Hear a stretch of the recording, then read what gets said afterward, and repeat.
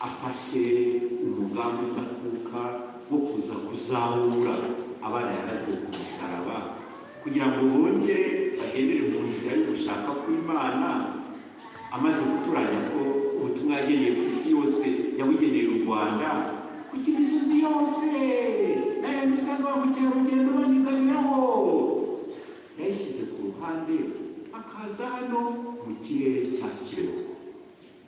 Mwaratubajije ngo ni igisubizo ntabwo mwatubajije ngo mukibone kuki ari mu musozi yatoranyije. Yewe abatari barabona igisubizo reka bibasangize n'umva bibafashije mu bihamane bigatubafasha kandi no gutakaza abafite ibindi sibyo. None Bikira Mariya atoranyije kuza guhana isi yose akavuga ati ndabona isi igiye kugarukira mu rwobo, none ngiye kukugira ubutumwa bugenewe isi yose bavugiye Kibeho. Kuki yaje kuvugira Kibeho? Nuko Kibeho, izina Kibeho rifite umwihariko, ifitanye isano n'ubutumwa Bikira Mariya asohoza ku isi ya none. Ubwo butumwa ni ubuhe? Rero umuje wa Nyagasani, ibyo ushaka bigirirweho.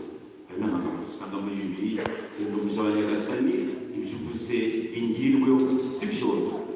Rero umuje wa Nyagasani, ibyo uvuze bingirirweho. Turi Abanyarwanda, wibigira byinshi bigira ikintu kimwe. Avuga iki? Rero umuje wa Nyagasani, icyo uvuze kingirirweho, si byo? Rero umuje wa Nyagasani, icyo uvuze kingirirweho. Iryo jambo risubiyemo kenshi. Nimushaka irindi jambo rivuga kimwe n'iryo ngiryo, ku buryo umubyeyi Bikira Mariya yishimira yuko musore mu magambo ye.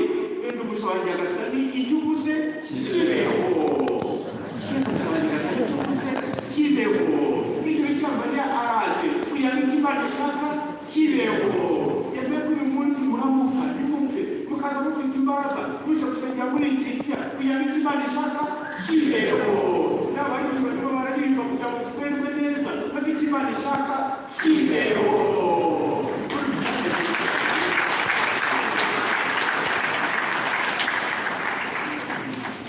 Yaraje rero mu gushaka kw'Imana gushyigura ukwacu, n'ubundi mpamvu ubuzima bwacu bujyamo umwanda, bujyamo ikizinga. Nuko igihe twimakaza gusanga kwacu ndashaka urashaka se usibye kumarira waretse